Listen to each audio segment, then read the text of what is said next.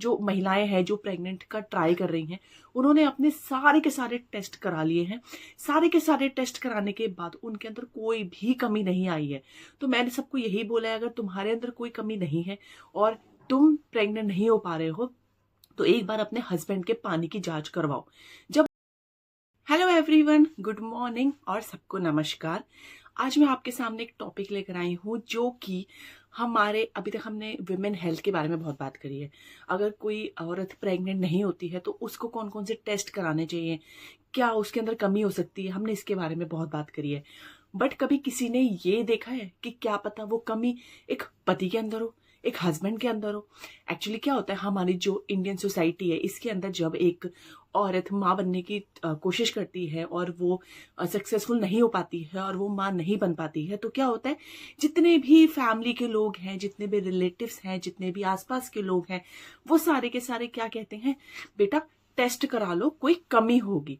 पर क्या कोई भी, मुझे लगता नहीं है कोई 2-4% को छोड़कर कोई भी फैमिली, कोई भी सोसाइटी में कोई भी रिलेटिव आप उनके जो हस्बैंड होते हैं या उनके घर के जो बेटे होते हैं या उनके जो पार्टनर होते हैं, उनको बोलते होंगे कि आप एक बार अपना टेस्ट करा लो, हो सकता है आपके अंदर कमी हो। देखो, बहुत से लोग ऐसे होते हैं जो अभी प्रेगनेंसी प्लान नहीं कर पा रहे, तो वो ऐसे ही कभी कभी मेरे से जानकारी लेने आ जाते हैं कि ऐसा क्या प्रॉब्लम है हमारे। तो इवन उन्होंने अपने जो महिलाएं हैं जो प्रेग्नेंट का ट्राई कर रही हैं, उन्होंने अपने सारे के सारे टेस्ट करा लिए हैं। सारे के सारे टेस्ट कराने के बाद उनके अंदर कोई भी कमी नहीं आई है। तो मैंने सबको यही बोला है, अगर तुम्हारे अंदर कोई कमी नहीं है और तुम प्रेग्नेंट नहीं हो पा रहे हो तो एक बार अपने हस्बैंड के पानी की जांच करवाओ। जब उन्होंने अपने हस्बैंड की पानी की जांच करवाई तो पता चला किसी के या तो हस्बैंड का स्पर्म काउंट कम है, किसी के हस्बैंड की जो मोर्टेलिटी होती है, स्पर्म की जो मोर्टेलिटी होती है, मतलब जो स्विम करने की जो पावर होती है वो कम है, या फिर किसी किसी के तो डीएनए में ही प्रॉब्लम है, या फिर मॉर्फोलॉजी मतलब बनावट में प्रॉब्लम है। तो देखिए, ये वीडियो बनाने का मेरा यही मकसद है कि अगर कोई भी कपल जो है प्रेगनेंसी प्लान कर रहे हैं और वो 1 साल तक बिना प्रिकॉशन लिए इंटरकोर्स कर रहे हैं और 1 साल तक अगर वो प्रेग्नेंट नहीं होते तो उनको इनफर्टाइल का नाम दे दिया जाता है, मतलब वो इनफर्टिलिटी की तरफ आ जाते हैं अगर उनको 1 साल हो जाता है इंटरकोर्स करते हुए विदाउट प्रिकॉशंस। अगर वो प्रेग्नेंट नहीं हो रहे तो वो इनफर्टाइल है, इनफर्टिलिटी की तरफ वो जा चुके हैं। बट क्या होता है कि जैसे मैंने बताया, मेजोरिटी ऑफ द केसेस में विमेन को ही बोला जाता है कि आप अपने टेस्ट कराओ जितने भी होते हैं। बट ये वीडियो मैं उन सबके लिए बना रही हूँ जो ये चीज समझ सके कि नहीं, अगर आप 1 साल तक बिना प्रिकॉशन के इंटरकोर्स करने के बाद भी प्रेग्नेंट नहीं हो रहे हो तो आप अपना जो टेस्ट करवाओगे वो तो करवाओगे, मतलब जो औरतें हैं वो अपना जो भी टेस्ट करवाएंगी प्रेगनेंसी के लिए वो तो करवाएंगे ही, बट आपके जो पार्टनर है उनको भी टेस्ट करवाना है, जो है पानी की जांच, मतलब उनका जिसको नाम बोलते हैं मेडिकल टर्म में सेमेन एनालिसिस। इसके अंदर स्पर्म की जितनी भी चीजें होती हैं, स्पर्म का काउंट, स्पर्म की मोर्टेलिटी, मॉर्फोलॉजी, सब चीजें चेक की जाती है। देखिए क्या होता है, जितना एक प्रेग्नेंट होने में, एक प्रेगनेंसी में जितना एक विमेन का, एक महिला का कंट्रीब्यूशन होता है, सेम इक्वली कंट्रीब्यूशन एक मैन का भी होता है। अगर एक औरत हेल्दी है, एग हेल्दी है, सब कुछ अच्छा है, बट अगर आदमी के जो सेमन है, स्पर्म जो क्वालिटी है वो खराब है, तो वो कभी भी मां नहीं बन पाएगी। तो इस चीज को समझने की कोशिश करिए। इसमें कोई भी शर्म वाली बात नहीं है कि आपको अपना सेमन एनालिसिस कराना पड़े। देखो, कमी किसी के अंदर भी हो सकती है।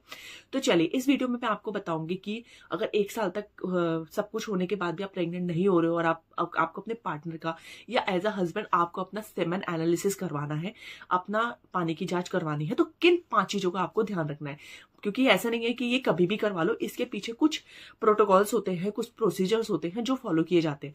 तो चलिए, सबसे पहले मैं आपसे बात करती हूँ, वो होता है कि आपको जब भी अपना सेमन एनालिसिस करवाओगे, अपने पानी की जांच करवाओगे, तो आपको क्या करना है, आपको 3 से 4 दिन पहले इंटरकोर्स बंद कर देना है। आपको कोई भी इंटरकोर्स नहीं करना है, कोई भी सेक्स नहीं करना है, और ना ही आपको कोई भी मास्टरबेशन जैसी कोई भी एक्टिविटी करनी है। जब आपको सेमन एनालिसिस कराना है उससे 3 से 4 दिन पहले से आपको कुछ भी ऐसा नहीं करना है। ठीक है, क्यों? क्योंकि जब आप अगर मास्टरबेशन करते हो या इंटरकोर्स करते हो तो जो एक अच्छे अमाउंट में एक बार में जो सेमेन चाहिए होता है वो नहीं आता है।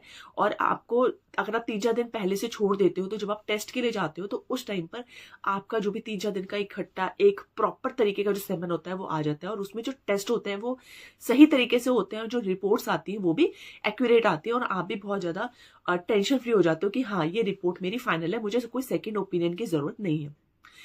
ठीक है। सेकंड टिप होता है कि आपको जो भी सेमेन एनालिसिस करवाना है, जो भी आप सेमेन एनालिसिस पानी की जांच करवाते हो, वो आप किसी ना किसी हॉस्पिटल में करवाओगे या किसी ना किसी क्लिनिक पे करवाओगे। ठीक है। ऐसा नहीं है कि आप घर से लेकर चले गए या आपने किसी भी कंटेनर में आप लेकर चले गए, ऐसा नहीं है। आपको हॉस्पिटल क्लिनिक पे क्यों करवाना है, क्योंकि देखिए क्या होता है, हॉस्पिटल और जो क्लिनिक होते हैं ना, वो क्या होता है, वो बहुत ज्यादा स्टेराइल होते हैं। मतलब वहां पर साफ सफाई का, स्टेलाइजेशन का बहुत ज्यादा ध्यान दिया जाता है। वो आपको कंटेनर देते हैं जो बिल्कुल क्लीन होता है, बिल्कुल स्टेराइल होता है, जिसके अंदर कोई भी इन्फेक्टेड चीज नहीं होती है। तो जब आप अपना सेमन उसके अंदर डालते हो तो आपकी जो रिपोर्ट्स आती हैं वो ठीक आती हैं। उसका किसी भी फॉरेन बॉडी के साथ, मतलब उसमें कोई भी गंदगी हो, डस्ट हो, पानी हो, कोई भी चीज हो सकती है आपके खुद के कंटेनर में। तो अगर हॉस्पिटल के जो कंटेनर होते हैं वो स्टेराइल होते हैं, बिल्कुल क्लीन होते हैं, तो जब आप अपना सेमन डालते हो तो वो सिर्फ सेमन ही रहता है और वहां पर किसी भी और चीज के साथ वो इंटरेक्ट नहीं करता है। तो आपकी जो रिपोर्ट है उसमें कोई भी वेरिएशन नहीं आता है, रिपोर्ट्स में कोई भी प्रॉब्लम नहीं आती है। तो इसलिए हॉस्पिटल और क्लिनिक में जाके करवाना बिल्कुल बेस्ट थिंग है, क्योंकि वहां पर आपको बिल्कुल बेस्ट तरीके से, बिल्कुल स्टेराइल फॉर्म में बहुत ही अच्छे तरीके से होता है। टिप नंबर 3 है कि नहीं, अगर आप कहते हो नहीं मैं कंफर्टेबल नहीं हूं, मुझे हॉस्पिटल क्लिनिक नहीं जाना है, मेरे को घर से ही करवाना है अपना पानी का जांच, तो आपको क्या करना है, आप हॉस्पिटल से कंटेनर ले आइए। हॉस्पिटल में स्टेराइल कंटेनर्स मिलते हैं जो कि इन्हीं चीजों के लिए होते हैं, जिसमें आपको अपना इजैकुलेट करके डाल के और डिपोजिट करना होता है। ठीक है। तो आप वो कंटेनर लेके आइए, क्योंकि देखिए क्या होता है, अगर आप अपने घर के कंटेनर में करेंगे ना, घर के कंटेनर में आपके उसमें पानी भी हो सकता है, डस्ट भी हो सकती है, कोई भी एक ऐसी चीज हो सकती है। क्योंकि क्या होता है, अगर आप सेमेन उसमें डाल रहे हो और उसमें कोई भी थोड़ी सी भी चीज उसमें मिक्स हो जा रही है तो वो रिपोर्ट को बिल्कुल खराब कर देगी और आपका कोई भी यूज नहीं होगा उस टेस्ट को कराने का। तो अगर आपको घर पे ही कराना है तो आप हॉस्पिटल जाओ। हॉस्पिटल जाके क्या करना है, आपको कंटेनर लेकर आना है, कंटेनर लेकर आकर आपको रखना है, उसमें अपना सीमेंट डालना है और 30 मिनट्स के अंदर आपको उसको हॉस्पिटल या क्लिनिक में पहुंचाना है। ये नहीं कि डाल के छोड़ दिया, आज शाम को चले जाएंगे, कल चले जाएंगे, ऐसा नहीं है। जैसे ही आप उसमें डालते हो, डालने के 30 मिनट्स के अंदर आपको जो हॉस्पिटल है, जो क्लिनिक है जहां पर आप टेस्ट करवा रहे हो, वहां पर उनको डिपॉजिट करके आना और देके आना है। इस चीज का ध्यान रखना है। 30 मिनट्स के बाद उसकी रीडिंग्स में फर्क आ जाएगा और कोई भी यूज इस चीज का नहीं होगा। और मैं एक बार बताऊं, मैं स्टेराइल कंटेनर, साफ कंटेनर की बात इसलिए भी कर रही हूँ क्योंकि कुछ केसेस में क्या होता है कि जब आप नेचुरली कंसीव नहीं करते हो और आप अपना जो सेमेन होता है उसको डिपॉजिट करके हॉस्पिटल में देते हो और ड्यूरिंग जब आईयूआई का टाइम आता है या आईवीएफ का टाइम आता है और आपके सेमेन का रिक्वायरमेंट होता है जिस टाइम पर, और आपने वो किसी गंदे कंटेनर में दे दिया, उस समय पे क्या होगा, उस समय पे बहुत ज्यादा फर्क पड़ेगा किस चीज पर, अगर आप प्रेगनेंसी प्लान कर रहे हो तो। 4th टिप होती है कि आप जब ये टेस्ट करवाते हो पानी की जांच, जिसको हम सेमन एनालिसिस बोलते हैं, ये मास्टरबेशन के थ्रू ही होता है, ये इंटरकोर्स के थ्रू नहीं होता है। मतलब आप सोचो कि आप सेक्स करके और उसमें इजैकुलेट करके ले जाओगे, ऐसा नहीं है, ये नहीं करना है, इसमें इंटरकोर्स से नहीं होता है। इसमें जो होता है, इसमें मास्टरबेशन ही आपको करना पड़ेगा और मास्टरबेशन करके उसमें कंटेनर में इजैकुलेट करना होगा और इजैकुलेट करके आपको लेके जाना है, जो कि आप मास्टरबेशन या सेक्स आप 3 से 4 दिन पहले छोड़ दोगे। जिस दिन टेस्ट होगा उस दिन मास्टरबेट करके उसमें डालना है। इसमें सेक्स का, इंटरकोर्स का कोई भी लेना देना नहीं है। लास्ट सबसे इंपॉर्टेंट टिप होता है 5, जो है कि आप हॉस्पिटल या क्लिनिक में जहां पर भी आप अपना ट्रीटमेंट कराओगे या करा रहे हो, वहां पर आपको अपना सेमेन का फ्रोजन रखना है। जैसे आपने सुना होगा कि अंडे फ्रीज करा लेते हैं, अंडों को जो महिलाएं होती है वो फ्रीज करा लेती है कि अगर कल एज हो जाती है या किसी और रीजन की वजह से हमारे एग नहीं बन पाते हैं, अंडे नहीं बन पाते हैं, तो जो ऑलरेडी फ्रीज अंडे हैं, जो फ्रोजन अंडे हैं हॉस्पिटल में, हम उनको निकाल कर उनसे प्रेगनेंसी प्लान कर लेंगे। ऐसा होता है। तो सेम तरीके से जो आदमियों का जो पानी की जांच होती है, जो सेमन होता है, उसको भी फ्रीज करके रखा जा सकता है हॉस्पिटल क्लिनिक में। तो आप उसको जाके फ्रीज करिए, उसको रखाइए, और वहां पर रखने से क्या होगा कि जब भी ऐसा, देखो क्या होता है, कभी कभी क्या होता है, जब आप आईयूआई प्लान करते हो या आईवीएफ प्लान करते हो, उस टाइम पर पूरे महीने में आपको 24 से 48 घंटे ही होते हैं जब एक महिला के अंदर एक अंडा आता है है ना। तो हमारे पास वो पूरे महीने में 24 से 48 घंटे ही होते हैं। बट हो सकता है कि जब वो टाइम आया महिला का, उस टाइम पे आप जो आदमी है, मतलब आप जो पार्टनर है आपकी वाइफ के, आपके साथ हो सकता है आपको कोई स्ट्रेस हो रहा हो, आपकी तबीयत ठीक ना हो, या आपको कोई भी मतलब ऐसी कोई भी प्रॉब्लम हो सकती है जब आप, या आप इजैकुलेट नहीं कर पा रहे हो। कोई भी रीजन हो सकता है, जरूरी नहीं ना कि हर कोई इंसान हर टाइम पे हर चीज के लिए रेडी रहेगा। तो हो सकता है ड्यू टू स्ट्रेस या तबीयत ठीक नहीं है, किसी भी वजह से वो जो टाइम डॉक्टर ने दिया है उस टाइम पर आप इजैकुलेट नहीं कर पाए, तो आपके पास सेफर साइड एक फ्रीज सेमन रहेगा उस हॉस्पिटल क्लिनिक में। तो डॉक्टर क्या करेंगे, अगर आपने इजैकुलेट कर दिया तो ठीक है, नहीं किया किसी वजह से आप नहीं कर पा रहे हो, तो जो ऑलरेडी आपका वहां पे फ्री सेमन रखा है उसको निकालकर और एग के साथ फर्टिलाइज करवा देंगे। इससे क्या होगा, आपका जो वो टाइम है वो बचेगा। क्योंकि अगर एक टाइम एक महीने का चला गया, वो 24 से जो 48 घंटे में अंडा रहता है, अगर वो चला गया तो फिर से आपको पूरा एक महीना वेट करना पड़ेगा सेम प्रोसेस के लिए। प्रेगनेंसी में ऐसा तो नहीं है ना कि आप आज कर लो, 2-4 दिन बाद फिर से कर लो, 3-4 दिन बाद फिर से कर लो। हर महीने एक ही बार एक मौका आता है। अगर एक मौका चला गया तो नेक्स्ट टाइम पे फिर वो मौका वापस नहीं आएगा, मतलब आपको नेक्स्ट फिर एक महीने बाद ही वो टाइम वापस आएगा। तो आपको क्या करना है, इसलिए अपना सेमन को आप फ्रीज करा दो, सो दैट जब एक टाइम आएगा, अगर आप किसी वजह से नहीं इजैकुलेट कर पाए तो वो डॉक्टर आपका जो फ्री सेमन है उसको यूज कर लेंगे, और यूज करने की वजह से आपका जो टाइम है वो बच जाएगा। तो ये 5 टिप्स थी जो आपको अपने पानी की जांच के टाइम पे ध्यान रखनी है, और आपको जो सेमन एनालिसिस है उस टाइम पे ध्यान रखनी है। और मैं फिर से एक बात जरूर बोलूंगी कि जब भी आप प्रेगनेंसी प्लान कर रहे हो और आप प्रेग्नेंट नहीं हो रहे हो, तो चाहे आप फैमिली हो, रिलेटिव हो, फ्रेंड्स हो, आप हस्बैंड हो, वाइफ हो, प्लीज अगर आप एक महिला का टेस्ट करा रहे हो प्रेगनेंसी के लिए कि इसके अंदर कोई कमी तो नहीं है, तो आदमी का टेस्ट भी करवाएं। क्योंकि इक्वली उतने ही चांसेस होते हैं जो हस्बैंड होते हैं, पार्टनर होते हैं, उनके अंदर भी किसी न किसी कमी के, जितने की एक महिला के अंदर होते हैं। जैसे कि मैंने बताया कि मेरी जिनसे बात हुई वो बहुत टाइम से ट्राई कर रहे थे, उन्होंने मुझे रिपोर्ट्स भी भेजी कि मैडम सब नॉर्मल है पर फिर भी नहीं हो रहा है। तो मैंने उनको सिर्फ इतना ही बोला कि आप एक बार अपने हस्बैंड के पानी की जांच कराओ।